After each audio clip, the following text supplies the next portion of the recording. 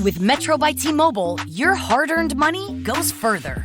This tax season, there's 0 fees to switch. Enjoy Metro's lowest price, just $25 a line for 4 lines. Plus, get 4 free Samsung Galaxy phones when you switch. Now that's the best deal in wireless. Metro by T-Mobile, empowering you to rule your day. All lines lose promo rate if any deactivates. No fees on select phones. Limit 1 per line with eligible port. Excludes sales tax. Limited time offer. Additional terms apply. See metrobytmobile.com.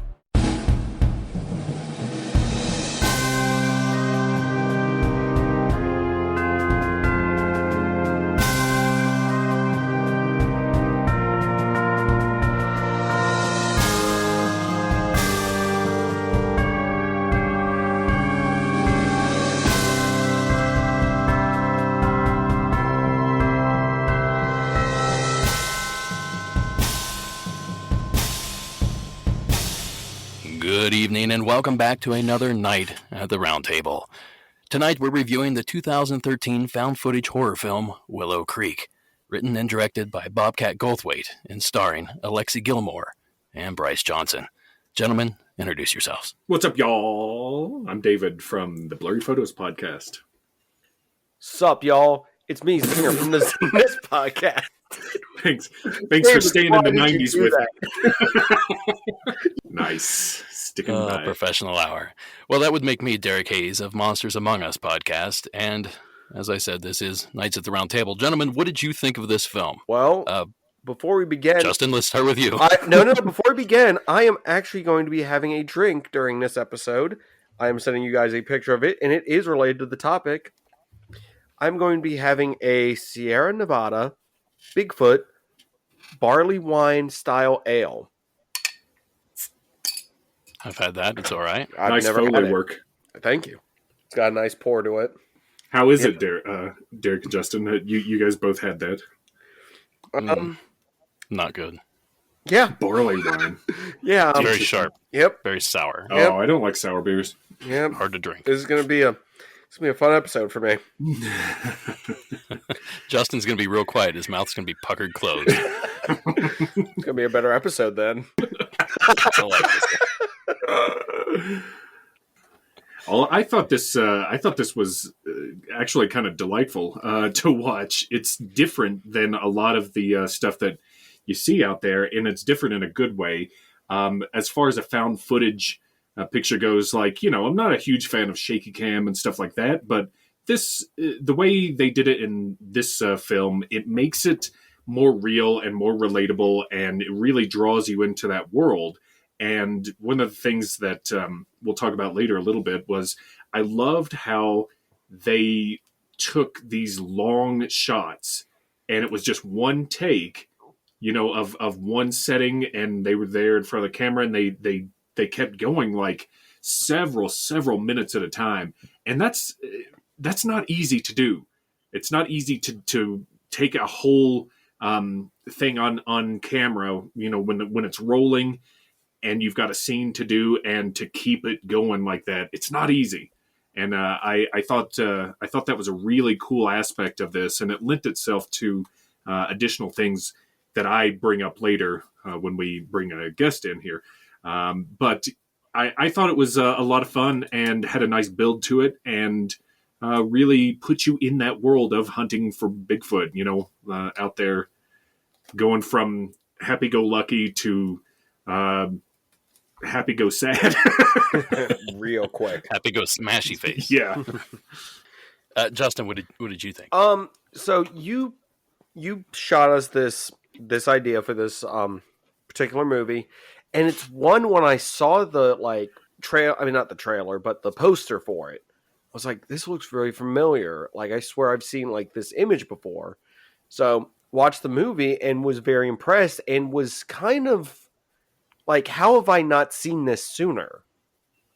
That's the thing that got me. I was like, how is this something I have not been able to see? Because it is right up the alley of, great paranormal, found footage stuff, much like our previous episode, Troll Hunter. We're actually on a good streak here, guys, so I can't wait to see what David does to fumble this fantastic drive we're making right now. Well, I'll tell you what, the other suggestions after you watch this, they had some prime choices. I can tell you that. Oh boy.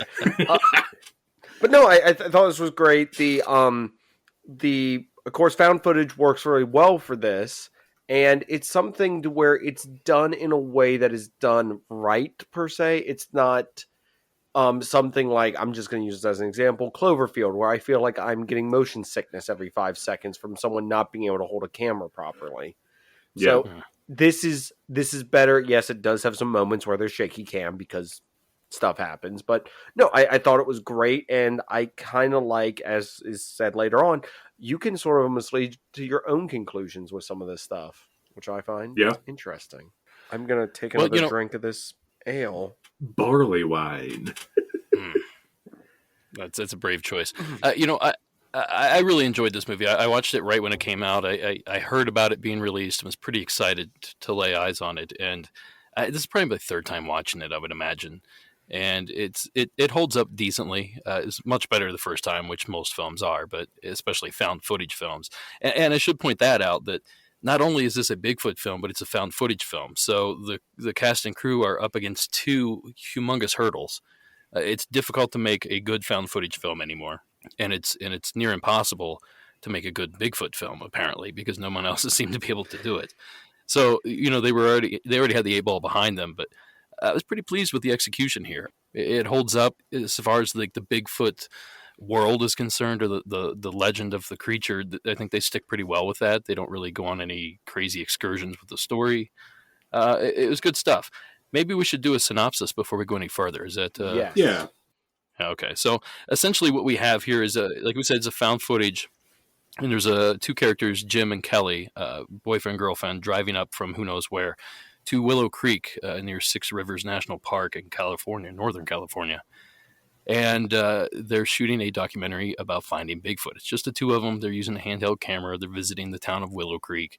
And eventually they make a pilgrimage to the filming site of the Patterson-Gimlin film. Unfortunately, due to some hairy circumstances, they don't make it. So, that's essentially the story. A lot of it is visuals. A lot of it is audio, like suspense, building suspense sort of thing. So it's not your typical narrative film where there's a big, long story drawn out. There's a lot of backstory, especially for a film like this, but it's not your typical drama. Let's put it that way. It gets you right into the action. Actually, it doesn't, does it? I shouldn't say that. It's got a good build. It builds to the action, yeah. Well, it gets you to the action of knowing that this is a guy. It would be like one of us going out and trying to shoot an amateur documentary, or just like, let's go legend tripping or something, and then film it and, kind of host it as we go along. Not a super professional thing. It's just we got handheld recorders and a little, mic, a handheld mic, and this is a thing we're kind of tag teaming with our significant other, and it's going to be a weekend of fun, and it builds on that and builds on that. And the great thing about it is it really does capture some of the awkwardness that goes into trying to do that, as a podcaster or a producer of content kind of thing. They really touch on some of with the interviews and things like that, and doing takes over and, doing it 2 or 3 times till you get it right kind of thing. I appreciate that. There were plenty of bad interviews of townspeople in Willow Creek. I love people I that recognize woman too. On there. She's a real person. She actually runs, I think it's called the China Flat Museum or whatever museum it is up there they were visiting. She runs it, and whenever you ask her about Bigfoot, that's her response. I don't believe in it. This is all a bunch of bull. That's great. Yeah, I just thought it was a strange choice for somebody to run that facility. But yeah, they interview. I can't think of the gentleman's name, Steve something or another, that runs the bookshop up there. Yeah, Tom Yamarone, who's a friend of mine, that made an appearance, sang a song. There's some fun Bigfoot legends up there that they really incorporate in the story, and not just tales and details, but people and places and things. There's plenty of carvings and stuff they show. It's just the kitsch town combined with the scary atmosphere outside of town. It was just some combination of that really worked for me. So you've been to this area before, Derek? I have not, no. Oh, okay. I've been to Northern California, but I didn't make it to Willow Creek. Oh, okay. Sorry, I was like, wait, am I gathering that he's been here before? Sounds like we need to do a weekend excursion. Yeah, there we go. Pilgrimage. Everybody's invited. Come on, let's go. All right. Social distance too. No, I mean it's really cool. Like the whole setup, the whole they go to all the locations. I guess the best thing for my comparison would be, God, I don't want to bring it up, but it's always the same thing with me. The guess. Mothman Festival. Yeah, there you answered. I answered your own question, David. But like when we went out to the TNT area. Yeah, there's like a checklist to do when you go to the Mothman Festival, and if you go, you do this checklist of you go do this, you go do that. I feel like they're doing the same thing, but they're filming it, and it's one guy's adventure instead of going to a giant festival and everything. And it's interesting because he's got his reluctant girlfriend with him. It's maybe fiance. Actually, no. That is the saddest part of that. I saw that coming. I terrifyingly saw that coming. Yeah, it's pretty great, though. Are you speaking from personal experience, Justin? No, I'm speaking. I actually, fortunately for me, when I asked the woman I love to marry me, she said yes. I'm only saying that because she stepped into the room momentarily. What he's talking about is there's a tent scene where they're sleeping out at night, and Jim proposes to Kelly as they're Bigfoot hunting, and no surprise to a lot of people, she turned him down, probably because of those reasons, but it was kind of a weird spot in the film, and I really liked that because it grounded the film at that point. Like everything else going on outside had been ignored for a hot second, and gave you a break and gave you a second to catch your breath and kind of prepare yourself for the final act, which is just this couple sitting in a tent being terrorized by these creatures. Yeah.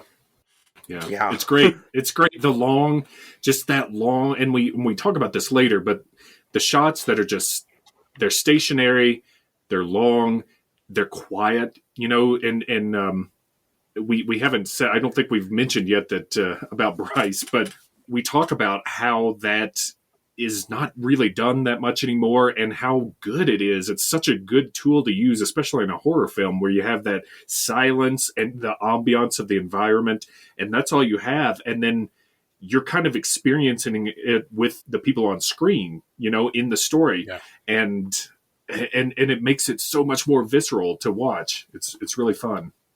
What David's hinting at is we were actually lucky enough to talk Bryce Johnson, who is the lead actor in the film, to actually come talk to us about the production of the film and the history behind it and his involvement. So we're going to have him on here later in the episode to kind of get some behind-the-scenes footage. But and I thought the performances were pretty great in this as well. The casting was pretty good. I love the use of the local people. That to me really also grounded the project in reality. That I recognize some of these people from documentaries or festivals or whatever. They're just familiar faces that when you see them, you're like, yeah, they're definitely talking Bigfoot. I know who this person is. Yeah. And all kinds of other tropes. oddities. Yeah, the tropes you hear in Bigfoot stories and encounters, down to the crying that some people say they hear, which is really freaky and awesome. And they involve the whoops, the wood knocks, the rock clacking, scat and fur. Yeah, scat and fur. Everything you can think of, foot tracks, they find those. Everything you can think of is somehow, I don't remember them mentioning a smell, though. Now that they say that. Yeah, that is true. That was the only thing left out. But not all encounters involve smells. I think that's why they classify certain ones as skunk apes, because not all of them are as smelly. But but you're right. So I guess this is probably as good a time as any to bring in our guest. You may know him from his countless television appearances. You may recognize him from the hit television program Expedition Bigfoot, or as part of the podcast Bigfoot Collectors Club. But most likely, you'll know him best as Jim in the film Willow Creek. Ladies and gentlemen, please welcome Mr. Bryce Johnson. Bryce, thanks for coming on. Hey, it's my pleasure. We just watched this movie, and I got to be honest, it's one of my favorite Bigfoot films. It's one of my favorite found footage films, if you will, and pretty excited to have you here, pretty excited to have some questions answered. I think all three of us have a lot of them. Mm-hmm. I'm going to kick things off since I did the introduction here, I guess. The casting process. I got to know, were you guys part of a casting process, or was this something that the director, Bobcat Goldthwait, wanted you guys to, he picked you guys out personally, what was the situation there? What was the history behind that? How did you get involved with the project, I guess is the better question. Yeah, right. So I had done a film with Bobcat Goldthwait before called Sleeping Dogs Lie. And my co-star Alexi had done World's Greatest Dad with Bobcat. And so, he reached out to me directly and was like, I'm thinking about doing this, Bigfoot found footage film, and I was wondering if you might be interested. And of course I was like, dude, you got the right guy. Hell yes, I would be interested. But I think he was also like, oh, he's a pretty low maintenance guy. He's not really an on-set diva, and I can sort of, put him up in the Bigfoot motel and he won't complain too much. And Alexi's the same way. We're really both sort of, no fuss, no muss type of actors. So, and I think, and he's one of those few directors that really likes working with his friends and the same people who he likes working with. He calls us the Bob Wood players. So it was an honor. And I don't know if he ever knew, my interest in Bigfoot that extended before we even had that conversation. But I think once he started to find out, like, oh my God, you're already into this, I was like, yeah. And so it was sort of the perfect synchronicity. So this wasn't your parlay into the cryptozoology or the paranormal. You were already interested in this subject before you took the film on. Yeah, I've been interested in the subject of Bigfoot and UFOs and aliens ever since I was a little kid. I mean, when that bookmobile rolled around my elementary school, I went right to the cryptid, the strange section, and with Daniel Cohen books. Yeah, that stuff really set my imagination rolling. And I think it was maybe I was watching a rerun of In Search of with Leonard Nimoy when I saw the Patterson Gimlin footage, and that really sort of sparked my imagination. Awesome. Because I had a bookmobile back when I was young too. I don't know. You said bookmobile, and I had all these memories come flooding back. And I'm like, oh yes, it's so good. Yeah, they don't really. I don't know if they really use them anymore. Yeah, I mean, most schools have libraries and stuff, but and ours had like a smaller little library as well. But I always enjoyed when the bookmobile had all the best paranormal books, and then you could do requests, right? They'd go back to the main library, and the next time they rolled through, if you had any requests, they would bring those books. And so I was always requesting more books on Bigfoot and UFOs and all that stuff. What was your gateway phenomena or creature, or what have you? Man, that's a good question. I would have to say it was the idea of Bigfoot that seemed like the most real to me at the time. And so, I had some strange experience when I was like 5 or 6. I saw some red devilish type character in my bedroom window when I was young with these peering yellow eyes. So I feel like it might be story time, Bryce. Yeah. Where did this take place? So this took place in Colorado, and I talk about it on the very first episode of our podcast, Bigfoot Collectors Club. But I'll do the short version of you guys for you guys here. And we had basically just moved into a new house, and we were on a cul-de-sac, and I remember a couple neighborhood kids came by, and we were playing in my driveway. My mom was gardening out in the front, and what this older kid brought over what looked like sort of like a game board, half something, and he was like, "Tonight we're gonna summon the devil," and I was like, "Oh shit," And my mom overheard it, and she was like, "You kids, get the hell off my driveway," And looking back, I think it was some type of some homemade Ouija board or something like that, But anyway. So this sounds so 80s. I don't know when this actually took place, but it sounds it was right in the 80s. There's no doubt about it. Yeah, right in the middle. I was born in 77, so this must have been this White Snake is playing in the background. For sure, huge hairspray hair. I get it. Yeah, got the pegs on my bicycle, and of course, so that everybody left. She kicked everybody out, and I remember the older kid being like, "Don't worry, he's still coming tonight." Speaking of like the devil, and I was like, "Oh shit," Don't want your experience to be totally ruined. Yeah. So that night, in the middle of the night, I remember just waking up out of the blue and out my bedroom window. I was on a bunk bed. My older brother was in the top bunk, but I was looking out the window, and this sort of red, blurry creature comes profile right into frame, and then just stops in the middle and slowly peers into my soul with these like glowing yellow eyes. And I just remember just being like, I couldn't move. I was completely in shock. And it just stared at me for what seemed like forever. It turned its head and then just walked off. Now, I'm totally willing to give that this might have been that older kid in some sort of mask or something, but the way I remember it, this thing was like glowing and it had some sort of ethereal type of existence. It just felt supernatural, and especially those eyes. But that just sent me down on a path of like, what are ghosts? What is all this shit, that's probably the right answer. I think ghosts might have been my gateway into the strange, because they always had more books on ghosts, it seemed, than anything else, And it was more part of the zeitgeist or popular culture even then. It seemed to be the more popular monster out there. Yeah, for sure. I gotta throw this out there. That is like, to this day, still one of the things I fear the most is just like rolling over in bed and like glancing out the window and seeing anything there would just terrify me to my core. And it's something that got me if I saw that as a kid, I would have been done. I would have I would have flown out of that room in a heartbeat screaming. Sounds like, Bryce, you established dominance by just staring him down. Well, I knew to do that, right? I knew to just stare this sucker down. Step 2 was just to defecate right there to make him know that was your home. I see you knew about step 2. I didn't even tell you that, and that's exactly what I did. It terrorized me, but it sent me down this journey that I feel like I've been on ever since. So it really helped sort of, shape what my life would be. I mean, especially with this interest. And so in a strange way, I'm kind of grateful for that experience. So then you circle back 30 some years later, and here you are, the star of one of the best found footage Bigfoot films, if not the best, to come out, I'd say, since the Patterson-Gimlin film itself. That's got to be a pretty big moment for you. It's pretty exciting to be part of that, or was it just like another film? Or what were your thoughts going into it?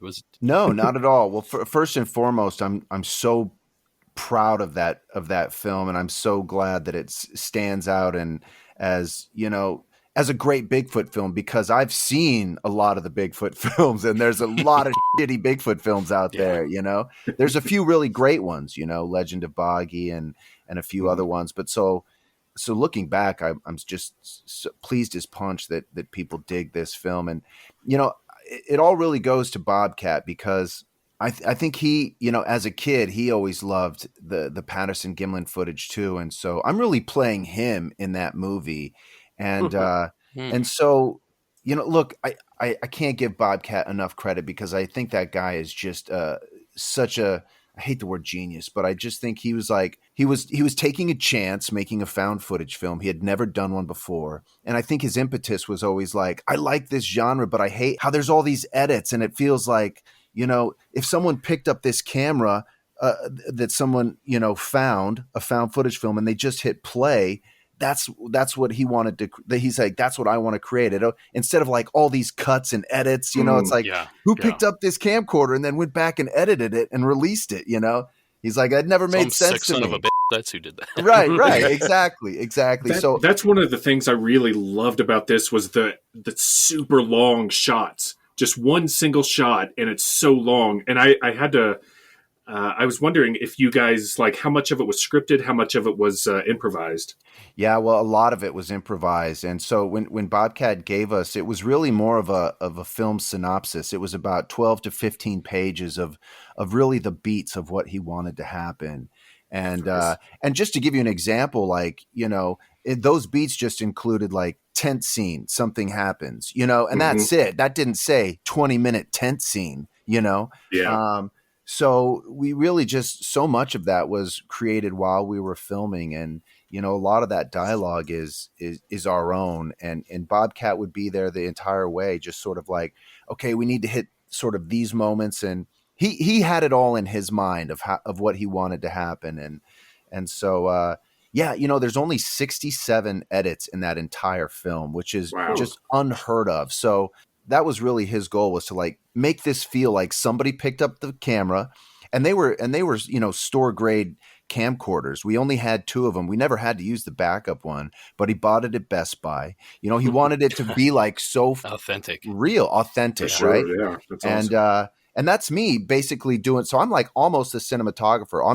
I'm holding the camera the whole time. Those are all like my shots. You know, we did have an incredible cinematographer who would set the settings and all that stuff and take care of the camera before and after the cut and the rolling. But yeah, it was a very hands-on experience, and a lot of that dialogue about, Bigfoot and stuff was my own.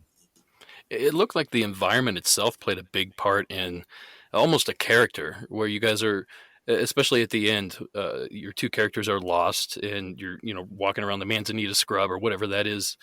How much of the environment did he just like throw you into it, and you filmed everything on location? Like, I'm thinking of those scary tent scenes, the long scene. Was that filmed somewhere in a yard, or was that filmed out in the woods? What was the situation there? Yeah, well, that tent scene was filmed at Louse Camp, and I don't know if you guys have ever been to Willow Creek in Northern California, but it's the gateway to Bigfoot country, and that's where the Big China Flats Museum is. That Roger Patterson took his film right to Al Hodgson at that museum. So Bluff Creek, where Bob Gimlin and Roger Patterson shot that film in '67, is right next to Willow Creek, and Louse Camp is where they stayed the night before they got that footage. So it's authentic. And yes, you're exactly right. That whole area was like a character in the film, because, just like Jim was sort of like wanting to retrace those steps, I was getting to retrace them as well. And I had never been there before. So it was like my own pilgrimage, being able to go to Willow Creek and then go to these areas where all this was actually shot. So yeah, I mean, it just lends itself to like play in that environment. And, at one point we even actually had an opportunity to go down to the film site, because this was right around the time that a lot of those guys like Steven Stroyford and Robert Lederman were like trying to locate the actual film site. And Robert Lederman sort of, he was a guide on some of the locations for that film. He's like, I could take you down there, to the actual film site. And, we never ended up going because we didn't need to get down there. And it wasn't easy going there anyway. And we got everything. It's pretty remote back in there, right? To get to that actual film site. It's very remote. And we would have had to leave the cars behind and stuff like that. So it didn't work for us to actually film at the film site. But we were right there in Louse Camp is where we did the tent scene. And man, that's as close as you can get. Did you have any idea what they were going to do, or were they just like, get in this tent and we're going to make some sounds and beat on it? Yeah, no. So I remember Bobcat sat us down before, and he was just like, I want to attempt a really long tent scene. And, you got to give the guy credit, because it's almost a third of the film in a strange way. And he was just like, I want to like create this tension. And it's what I love about that scene is first of all, we've all, by the time we get there, the audience feels like they know these characters well enough, and we took the time to establish who these people are, and the audience can, sort of relate to them and begin to like them. And then in that tent scene, it's just, what's so great is it establishes silence, right? Mm-hmm. And it's just like, it's such a missing part in so many great horror films. It's just like, and as an audience member, you and your own mind are filling in all the elements of what's taking place outside the tent, So, and it's just the old Jaws effect. Yes, where you absolutely. You don't show the shark and let the people's imagination fill in the blanks. That's exactly right. So we had, me and Alexi were in that tent, and we really had no idea how long it would be, what they were going to do outside the tent. We didn't know what kind of ruckus they were going to be making, but they really set the tone for us. And, they had, Bobcat was making calls and, beating the trees and then throwing rocks at our tent, like he could have totally whacked us in the head. We had no idea, but we only did 3 takes of that tent scene, and that took all night. And then it was the first one. It was funny. I got really sort of emotional, and he's like, bring it back a little bit. I'm like, no, man, I'm fucking scared, man. He's like, okay, yeah. How much of that emotion was you, and how much of it was your character? Oh, it was so real, right? It was so. I've done acting before, and this it was so easy to get into it just because I don't know, it was like the perfect acting exercise. And then the second take is the one we ended up using, and by the end of the third take, we were beat, and we all just conked out right there at Louse Camp at like 3 a.m. and it was amazing. It looked like it was emotionally draining to be part of that scene, honestly. It was, because you're intently listening, and you're like, and it's really great. Those reactions are real because we didn't know what was coming or, what to expect. So yeah, a lot of people really reach out to me and they're like, I love that tent scene. And I'm like, me too. I love that tent scene as well. And so, I think Bobcat took a big risk with that. It took a big chance, and I think it paid off, Yeah, For sure. So I want to throw something out there because this caught me off guard when, like, we were, of course, given this movie to watch by Derek, and I was sitting there, going on IMDb, looking up stuff, and I noticed the director was Bobcat, and I'm like, you mean like the comedian? So that kind of took me on. I've never connected that, but after looking up stuff, he seems to be very into this, much like Dan Aykroyd's into like UFOs and stuff. So that's just something that completely hit me from left field. But you're saying, Bryce, that he's like super into this and like does a ton of stuff with it. So do you know what got him into this, or is it just something that he's just enjoyed all of his life, much like all of us here? Yeah, no. So the thing that got him into it was the In Search Of episode with Leonard Nimoy, and he saw that and he was pretty much hooked, and yeah, I think a lot of people who don't know Bobcat as a filmmaker think of his hugely successful career in the 80s, but he really wanted to make a mark of his own in film and stuff. And his first directorial debut was, he wrote and directed Shakes the Clown, which I don't know if you guys seen, but what an entry into the into the film world. It's about an alcoholic, psychotic clown. It's great, but right up my alley. Yeah, no, totally Redundant. And then I did, and he also starred in that. And then so his first film that he just wanted to write and direct was a film called Sleeping Dogs Lie, which thankfully I ended up getting cast in the lead. We just really bonded, man. And he's done some incredible films since then. And he's just, he plays by his own rules, right? So he writes what he wants, and they're always outside the box projects. He doesn't have some network giving him notes. And so he's very, artistic in that sense, and I got to give the guy a lot of credit because his films are they're so odd, they're so strange, and those are two words that I just love, Yeah, I got to be honest. I loved Bobcat growing up. When I was a kid, I did an impression of him that my whole family was like, do the Bobcat impression. You got to do it. You got to do it. I can't even begin to do it now, but right. It was just amazing, and to see the change that he's made, or the departure from that, the schizoid character that he played in practically every movie he was in the 80s, and he kind of flipped that on its head, and now he's like this artsy, outside the box kind of. I love the journey that he's taken, as the millennials like to say.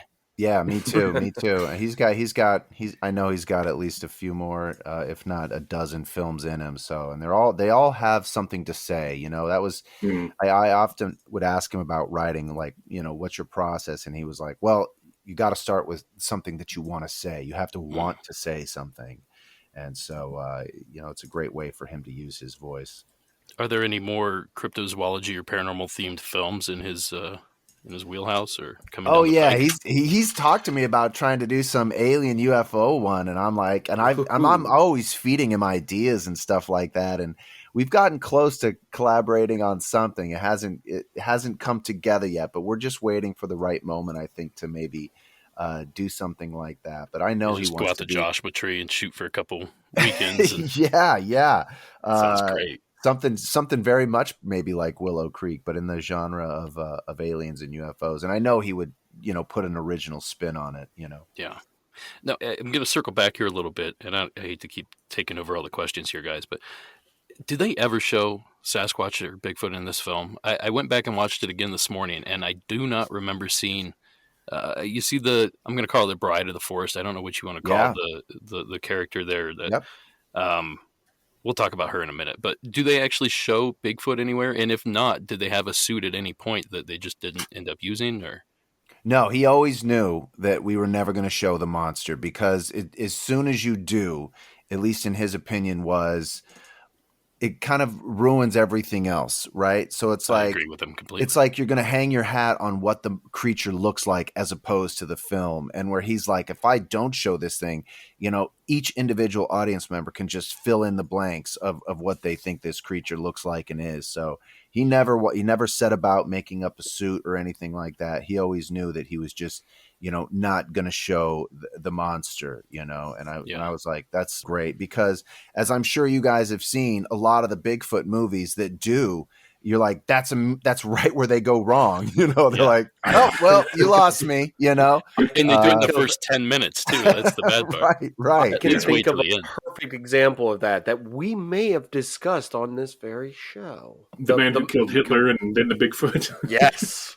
Oh That's the yeah. one. Yeah. I saw that. That was a good little film there. Yeah, and a little wonky Bigfoot, but yeah, you're totally right. It's like it divides an audience, right? You're either like, because I know some people like think, oh, that's a cool take on, then the other half is like, oh man, I was good up until this point, So we just wanted to set that all side together. With the going back to the long shots and just the framing of it and the cinematography of the shots, I spent the whole time watching this film being like, okay, where is the Bigfoot in the background? Like, it's got to be like something's just watching them, and I'm sure that's not part of it. But that, for me, that's like a fun little extra that really kept me into the film and wondering what was going to happen next and stuff. Yeah. Well, and the sounds of Bigfoot was Bobcat himself, so he took a very hands-on approach. he did a good job. I mean, as far as the whoops and howls and stuff you hear, I mean, they got that crying. Yeah, that you sometimes hear. Yeah. I mean, the only thing as a part of a suit or something that he made was he actually hand carved the footprint, or the wood stomper as they call them in the hoaxing world. That footprint you see came from a wood stomper that he had made himself.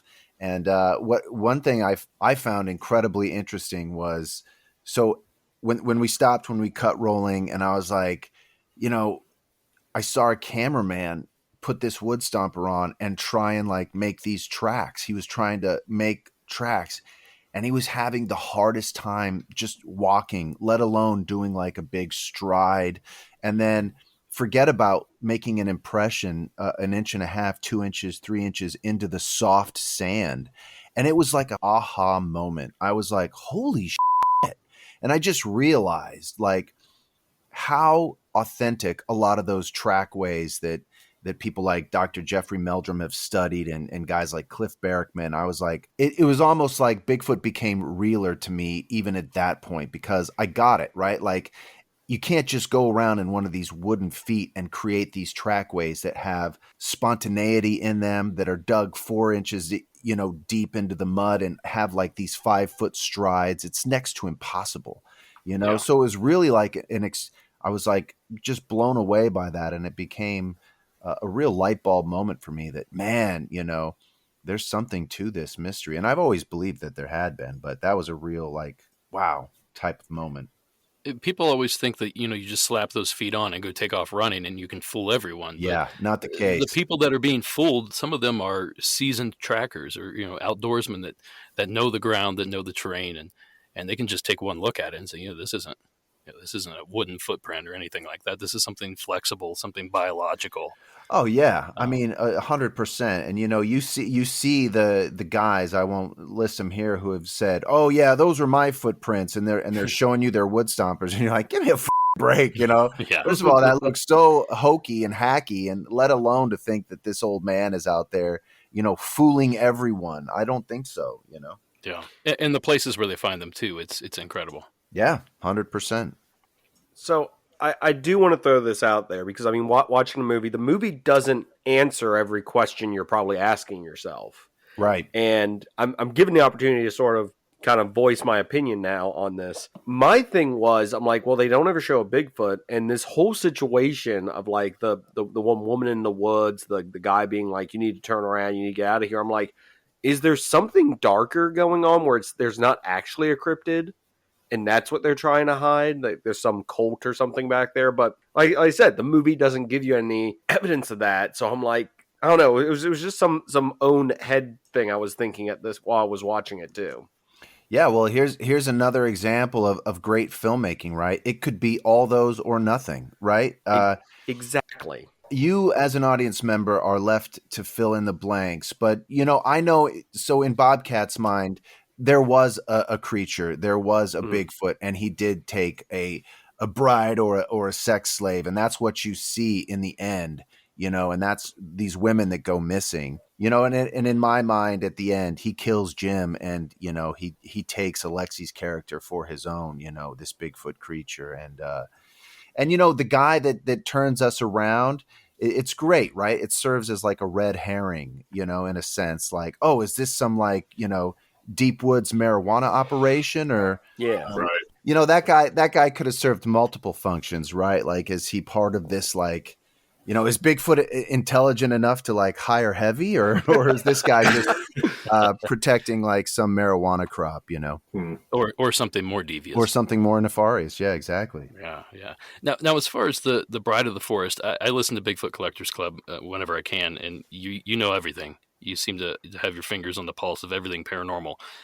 Do you have accounts that you've heard of this? Like the concept is familiar to me, but I can't think of a single account where somebody thought this had happened. It was just kind of the David Paulides thing where it's one of the theories that could explain some of these disappearances. Have you heard anything that kind of hints to that?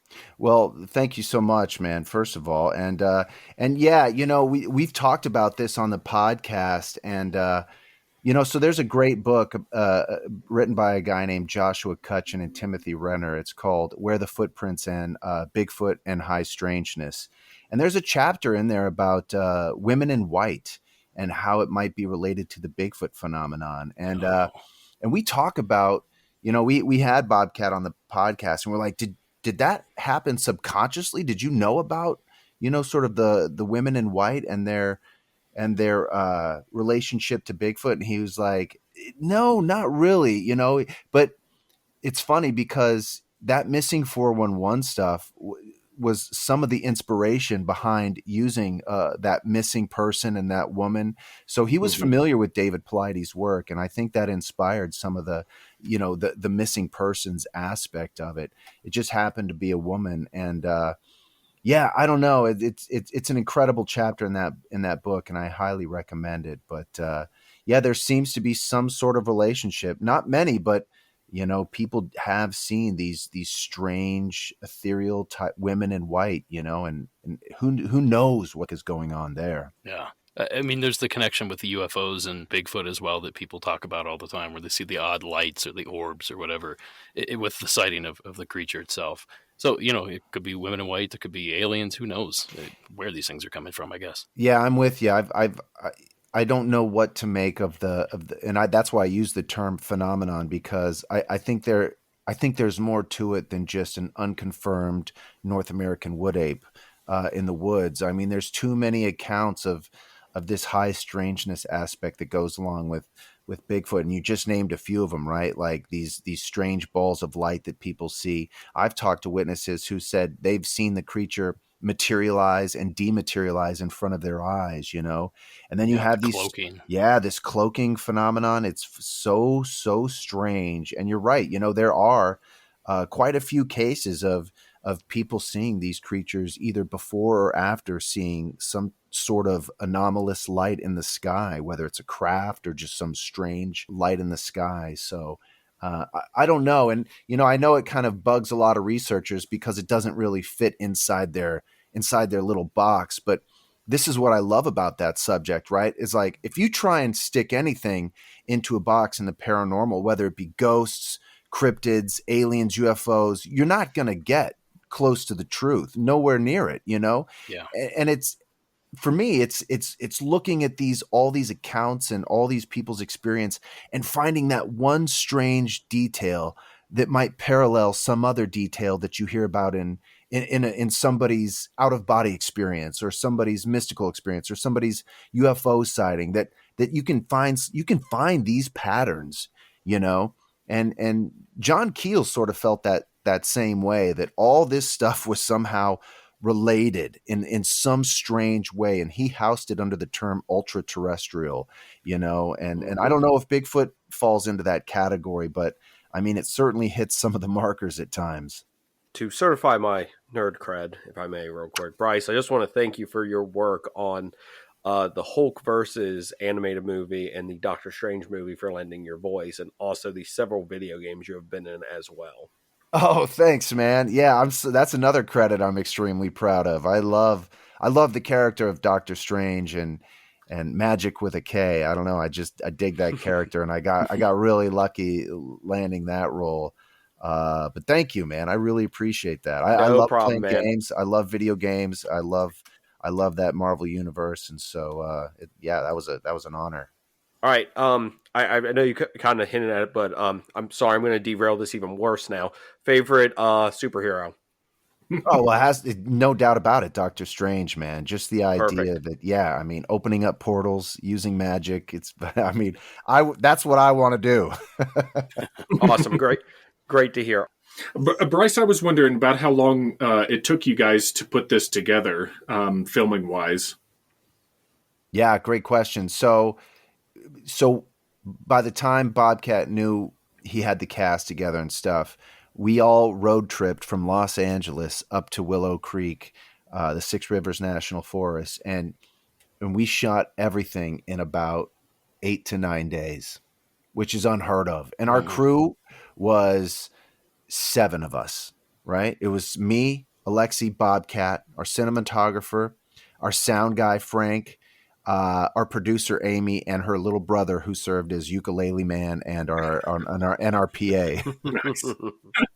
So yeah, man, it's like literally like a handful of people out there, you know, trying to make a film.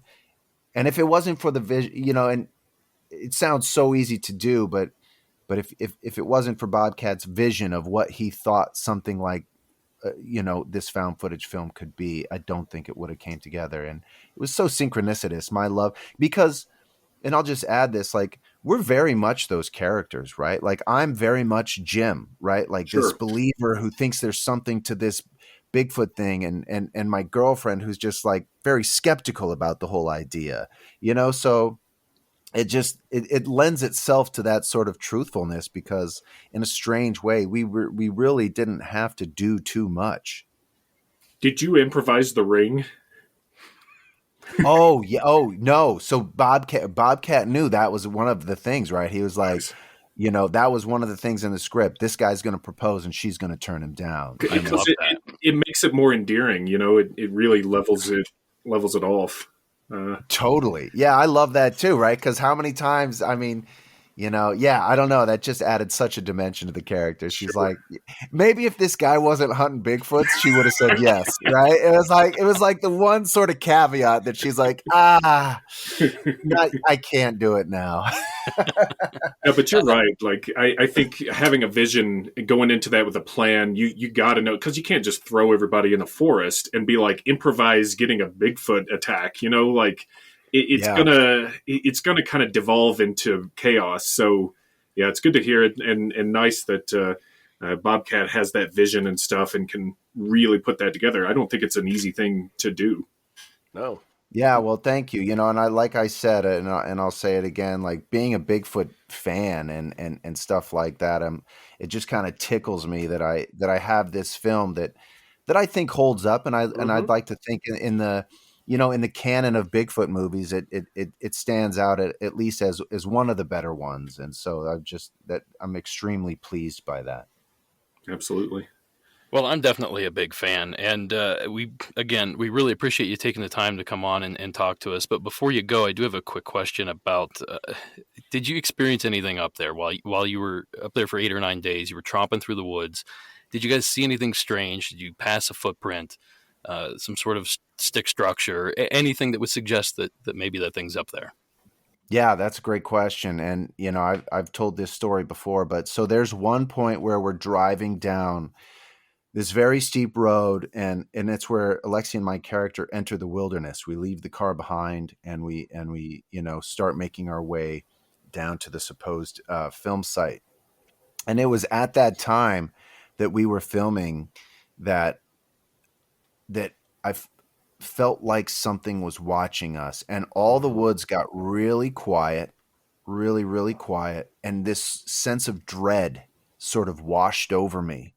And you can even hear Bobcat talk about it. It's like, I've never seen Bryce angry or mad, but he was whatever happened. He was like pissed, and he was like, "Can we just get the shot?" Because and I don't even know if he knows about my experience there. I don't think I've ever told him, but I don't know. I felt like something was. I didn't want to be like, I feel like there's a Bigfoot watching us. I would have sounded crazy, but looking back, I don't know any other way to explain it. It was like this, and they didn't feel it either, which is so very strange. So it's almost like it singled me out in a way, or at least I was sensitive to whatever was happening there. But was this like a predator, like the feeling of a predator looking at you? Like, what? Describe the feeling that you had. Yeah, well, that's exactly what it is, right? You just it's there's a crispness that goes in the air, and you just feel like something's wrong.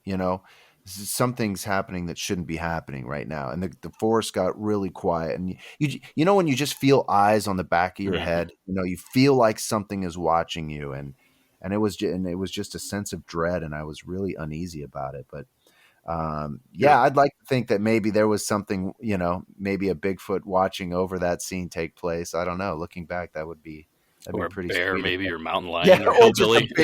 Bear. Oh, yeah. My wife has this. So we watch Expedition Bigfoot on Sundays with my wife, and she's interesting too. She's like that Alexi character. She's a little skeptical, and lately she's come up with a new theory, and she calls it the tweaker theory. She's just like, "Oh, that's just a tweaker." That makes me laugh so hard because, like, man, hey, maybe when I was out there, it was just some tweaker getting ready to kill me. But I just love that idea. Like, oh, tree structures, tweakers. Oh, something on thermal, tweakers. But 16-inch footprints, though, Bryce. Come on. Big tweakers. 3 tweakers. Double-stepping tweakers. Double-stepping tweakers. Well, you mentioned it. Tell us a little bit about Expedition Bigfoot before we duck out of here. Yeah, right. So, well, we finished up our second season a little bit ago. It's airing right now on Discovery Plus, and I think episode 7 will be airing this Saturday. And if you guys haven't seen it, wait till you see what happens around episodes 10, 11, and 12. I mean, it just goes gangbusters. Nice. And you guys are in Oklahoma for this season, is that right? We started out in Kentucky, and then we ended up in Washington. Oh, Kentucky, that's right. Yeah, we go to southeastern Kentucky, and we have some crazy shit happen there, and then basically. The leads kind of run out, so we move over to Washington near the Puget Sound, right near the Olympic National Forest, and man, so much activity and some great evidence, man. I'm really stoked about everything we experienced, and I'm really proud of that show too. I think it's a great ride, man. And I think there's a lot of people who want that type of scientific rigor with high technology, trying to move this ball forward, and that's what we aim to do. Yeah, you guys aren't out there hooping in the woods and listening for distant coyotes and stuff. You guys are actually out there with some equipment and rationalizing what you're hearing and what you're experiencing, and trying to come up with logical explanations before you automatically think it's a Bigfoot. I haven't watched the entire series yet. I'm a busy man, but I've checked out several episodes, and I'm a big fan of the show. So I highly recommend everybody check it out as well. And you said you had a podcast too, correct? Yeah. Yes. So me and my great friend Michael McMillan, he's an actor as well, and our super producer Riley Bray, we've been doing a podcast called Bigfoot Collectors Club, and it's just we interview incredible guests about their personal paranormal history, and then we go into a story of high strangeness.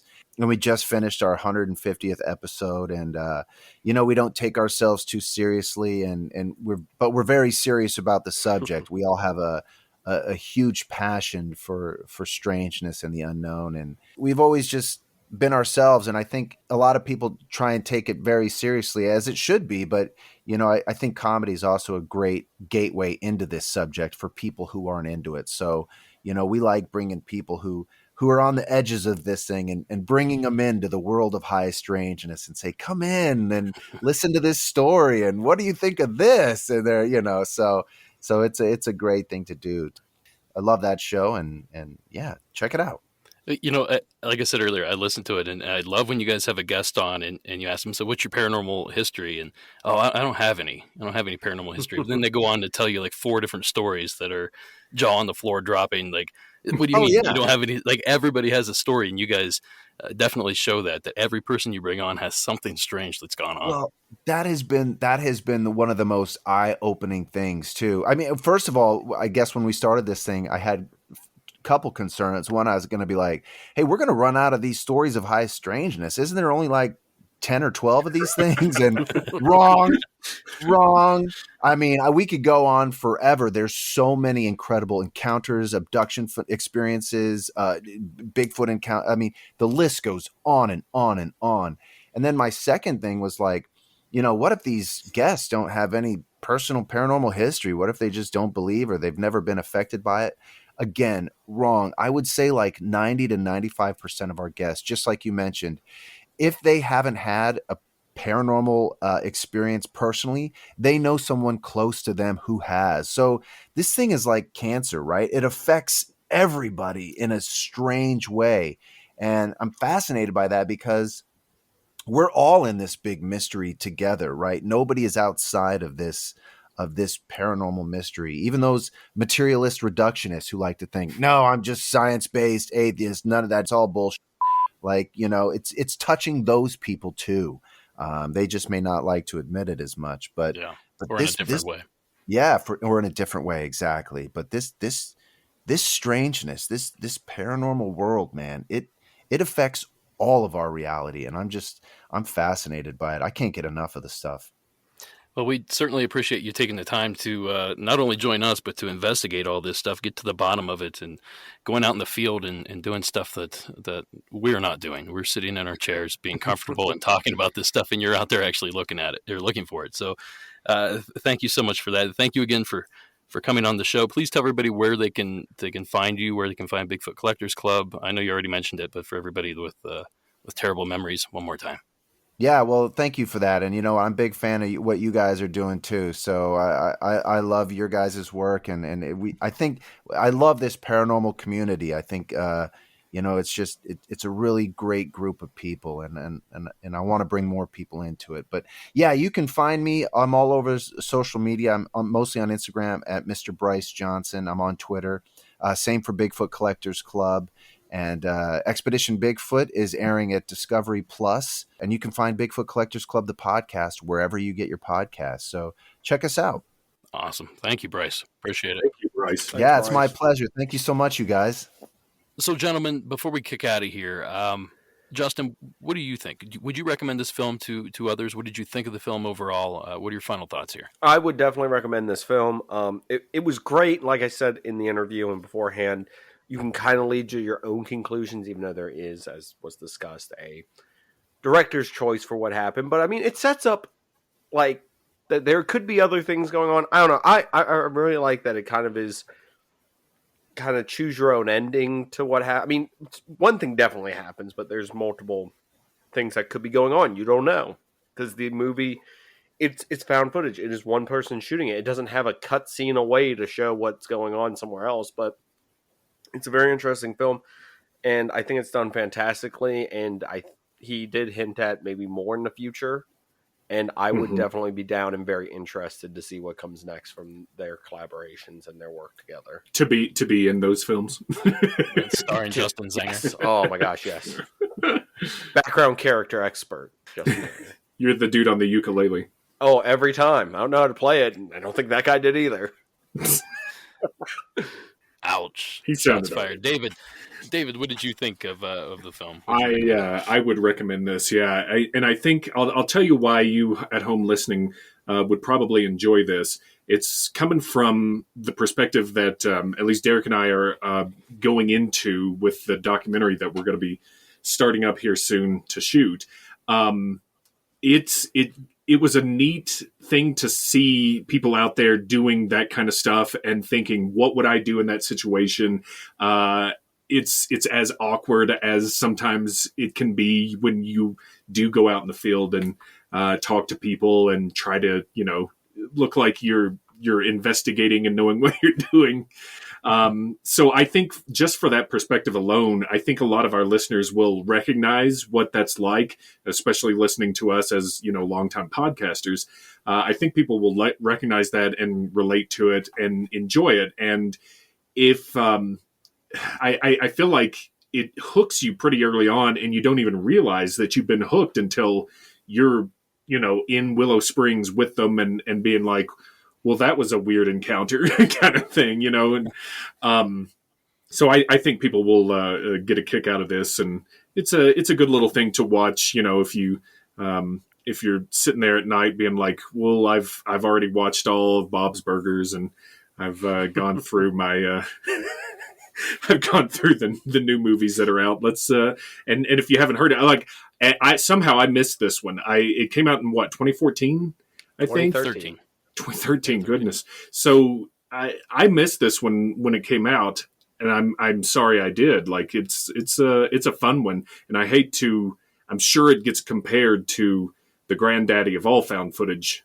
films, Blair Witch, but I feel like if you, I feel like if you compare how Blair Witch was done in that genre to this with Bigfoot, it's like Blair Witch with Bigfoot. I think it does a great job of using that kind of film technique to get the story across. It's really great. I love the silence in there. I love the long shots, and I really respect that they were able to get out there and do this and improvise a lot of it too. So yeah, I think it's a good one.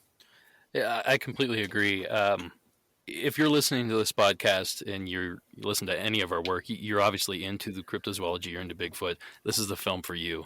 It certainly hits all those marks. It's entertaining. It's scary. There's definitely scary parts. Oh, yeah. I recommend you get your friends together. You do a slumber party. You turn out the lights. You watch this movie. Socially distanced or wait till the pandemic or whatever.